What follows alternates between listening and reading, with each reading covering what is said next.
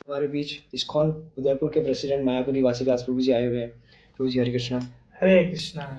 प्रभु जी आप पहली बार श्रीमाधोपुर आए, यहाँ पे कथा हो रही है, तो आपको यहाँ का रिएक्शन कैसा लगा? जो यहाँ के भक्त है, यहाँ का माहौल है, आपको कैसा लगा?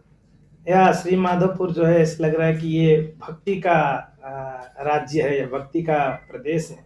यहाँ पर मैं जहाँ भी जाता हूँ देखता हूँ लोग बड़े उत्साही है, विशेष करके भक्तों को स्वागत करने में, उनकी सेवा करने में, और जो भी हम बतलाते हैं उसको एक्सेप्ट करते बोले हाँ ये सही है। तो ऑलरेडी कृष्ण भक्त हैं ये लोग, थोड़ा सा इनको शास्त्र के अनुसार गाइड किया जाए तो सब लोग जो है बड़े सुंदर भक्त बन के। तो प्रभु जी आज के वीडियो में हम आपसे जानना चाहते हैं कि जो आज के युवा है, जो आज का यूथ है, उसको श्री कृष्ण से कैसे जोड़े, उनकी भक्ति में उनको कैसे लगाए, उनको भक्ति में अग्रसर कैसे करे। तो काफ़ी दुविधा आती है हमारे को, जो यूथ है उनको अट्रैक्ट करने के लिए भक्ति की ओर।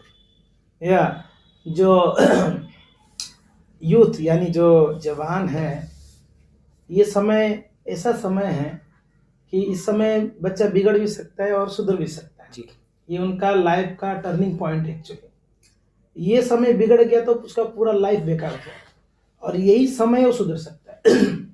इसके लिए हमारा अंतर्राष्ट्रीय श्री कृष्ण भावना संघ इस्कॉन की तरफ से इस्कॉन यूथ फोरम जो है मेंटेन किया जाता है, प्रोग्राम्स होते हैं, और उसमें यूथ्स को सिखाया जाता है किस प्रकार से आप अपना स्टडीज के साथ साथ में आध्यात्मिक स्पिरिचुअलिटी को कैसे आप जोड़ सकते हैं, दोनों को मेंटेन करके कैसे आप अपना जीवन जी सकते हैं। अगर हम एक तरफा ही करें, सिर्फ मैं अपना स्टडीज में ध्यान दूंगा मगर स्पिरिचुअलिटी नहीं है, तो क्या होगा, हमारा मन कभी भी केंद्रित नहीं होगा। जी जी जी। तो इसलिए अभी सबसे बड़ा चैलेंजिंग है यूथ में कि मन जो है बड़े विचलित है, सबसे जो बड़ा चैलेंजिंग है। और साथ साथ में प्रॉपर गाइडेंस नहीं मिल पाती यूथ को, इसके कारण यूथ जो है भटक रहे हैं। और सुख तो सबको चाहिए, सब चाहते हैं हमें कुछ सुख चाहिए, कहीं से मजा चाहिए, मजा, और मजा लेने का गलत मार्ग चुन लेते हैं। कोई नशा करता है, कोई गर्लफ्रेंड बॉयफ्रेंड के चक्कर में पड़ जाता है, कोई कुछ और चीजों में जो है सुख ढूंढता है, तो उनका लाइफ स्पॉइल हो जाता है। इसलिए ये समय पर अगर सही सही से वो लोग कृष्ण भक्ति में जुड़ जाए, कृष्ण को अपने जीवन में अप्लाई करे, गीता को गीता के ज्ञान को उन्होंने अपने जीवन में अप्लाई करे, कुछ भगवान की सेवा में जुड़ जाए, तो उनका जीवन जो है धीरे धीरे धीरे एक ऐसे मोड में ले जाएगा उनको, जहां पर वो फिर हर समस्याओं का उनके पास हल रहेगा, समाधान रहेगा। तो इसलिए बहुत जरूरी है कि यूथ के समय पर ही वो कृष्ण भक्ति प्रारंभ कर दे। वैसे तो प्रहलाद जी कहते हैं बचपन में शुरू कर देनी चाहिए, 5 साल की उम्र में। कौमारे आचरित प्राज्ञ धर्मन भागवतानि। तो कुमार अवस्था में यानी 5 साल की उम्र में ही भक्ति शुरू कर देनी चाहिए, तब जाके वो पूरा अपना जीवन जो एक आनंदमय जीवन को जी सकता है। तो प्रभु जी इसी से रिलेटेड को क्वेश्चंस हैं उनके कि हम भक्ति करना चाहते हैं, कृष्ण को जानना चाहते हैं, लेकिन कंसिस्टेंसी नहीं बन पाती उनकी। या भक्ति करना चाहते हैं मगर वो जो है डिस्टर्ब हो जाते हैं, कहीं ना कहीं विचलित हो जाते हैं। उसके लिए बहुत सारे साधन है विचलित होने के लिए, है कि नहीं है? आजकल यूथ को विचलित करने के लिए बहुत साधन से, मगर उनको सुधारने के लिए साधन भी है। तो इसके लिए उनको अपने भक्ति के जीवन को अगर एक क्या बोल सकते हैं, थॉरली करना है उनको, है ना, तो उसके लिए उनको एसोसिएशन का बहुत जरूरत है। अगर वो एसोसिएशन गलत करेंगे तो जरूर वो डिमोटिवेट होंगे भक्ति के लिए। अभी संसार में हम कुछ कार्य करने के लिए जिस क्षेत्र में, उस क्षेत्र में कोई मोटिवेट करने वाला चाहिए हमें, है कि नहीं है? अभी कोई बिजनेस करता है तो कोई बिजनेसमैन के साथ रहेगा तो उसको और मोटिवेशन मिल रहा है, मुझे भी ऐसा बिजनेसमैन बनना है। तो वैसे ही यूथ में अगर आप भक्ति करना चाहते हैं तो कोई भक्तों के एसोसिएशन में रहना बहुत जरूरी है। अगर भक्तों के एसोसिएशन में रहेगा तो उनको प्रॉपरली गाइडेंस में भक्ति कर सकते हैं। प्रभु जी आज के यूथ को लगता है कि भक्ति करना मतलब रूल्स एंड रेगुलेशंस। उनको लगता है कि अगर हम कृष्ण की भक्ति कर रहे हैं तो हमारे पे रोक टोक लग रही है, हमारे पे पाबंदी लग रही है, हम केवल भक्ति में लग जाएंगे, फिर हम लाइफ में आगे कुछ नहीं कर पाएंगे। तो आपको क्या लगता है, ये चीज़ सही है या गलत है? या अगर सिर्फ भक्ति में लग जाए, पढ़ाई छोड़ दे, बाकी जिम्मेदारी अपनी नहीं निभाए, तो भी सही नहीं है।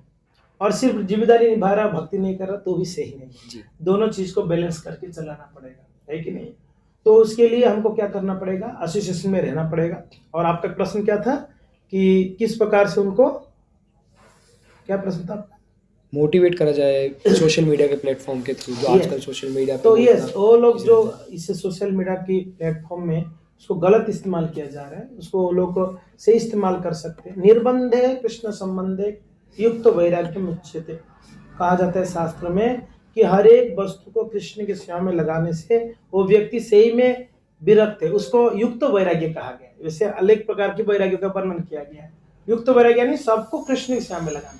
कोई व्यक्ति मोबाइल को कृष्ण की सेवा में लगा सकता है। अब जैसे हम बात कर रहे हैं, कोई मोबाइल रिकॉर्ड कर रहा है या कैमरा रिकॉर्ड कर रहा है, वो कृष्ण की सेवा में लगा सेवा हुआ में है, लगा तो वो भी युक्त वैराग्यम है। तो इस प्रकार से हम अपने हर एक वस्तु को, हर एक परिस्थिति को कृष्ण की सेवा में लगाकर हम जो है आगे बढ़ सकते हैं। प्रभु जी कई होते हैं जिनको हम मोटिवेट करते हैं, उनसे बात करते हैं, तो उनका सीधा सवाल जवाब आता है कि हमारे पास टाइम नहीं है। लेकिन उन्हीं व्यक्ति को देखते हैं वो रील स्क्रॉल करते रहते हैं आजकल इंस्टाग्राम पे, फेसबुक पे बैठे बैठे, तो उनके पास टाइम रहता है। यस, तो इसके लिए जब कोई चीज में टेस्ट नहीं आएगा तब तक व्यक्ति वो चीज को नहीं करेंगे, है कि नहीं? तो टेस्ट आएगा तो उसको और करेगा। तो भक्ति में शुरुआत में टेस्ट नहीं आएगा, वो करते रहेंगे तो टेस्ट आएगा। इसलिए उनको उस टेस्ट के तर तक पहुंचाने के लिए एसोसिएशन में रहना पड़ेगा। कोई मोटिवेट करे उनको। टेस्ट, जब टेस्ट आए, भक्ति में एक स्टेप है जिसमें रुचि करके एक स्तर आता है।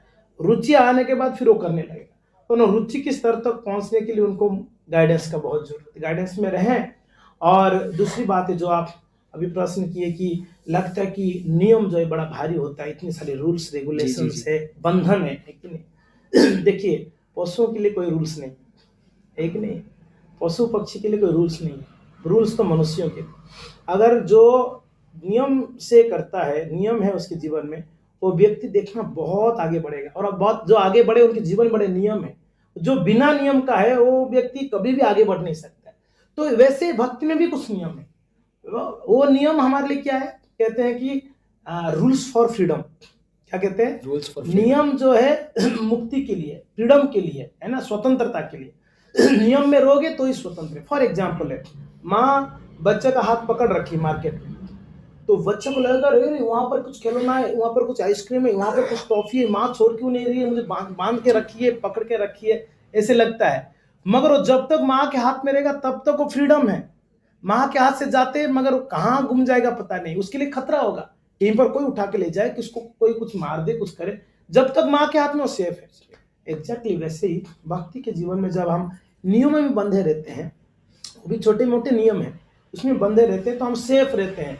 हम कभी गलत कार्य नहीं करते, पाप से बच जाते हैं। अगर नियम को तोड़ेंगे तब तो जरूर हमारे जीवन में कुछ ऐसे पाप होंगे जिसके द्वारा हमको फिर गहन अंधकार में जाना पड़ेगा। प्रभु जी आप अपनी लाइफ का एक कोई छोटा सा एक्सपीरियंस हमारे साथ शेयर करिए, जिससे हम यूथ को प्रीचिंग कर सके, उनको मोटिवेट कर सके कृष्ण भक्ति में जुड़ने के लिए।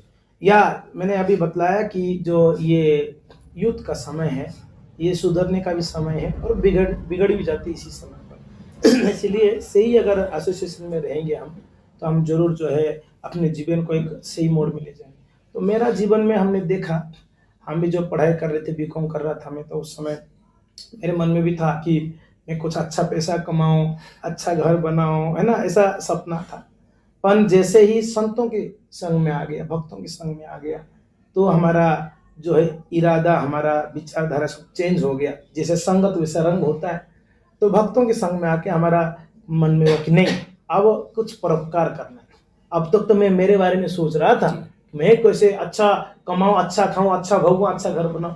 अब में ऐसा नहीं, भक्त लोग सब दूसरों के लिए प्रयास कर रहे। तो अब ये जीवन मिला है परोपकार के लिए। श्री चैतन्य महाप्रभु कहते हैं, भारत भूमि ते मनुष्य जन्म होइल जाए, जन्म सार्थक करी करो परोपकार।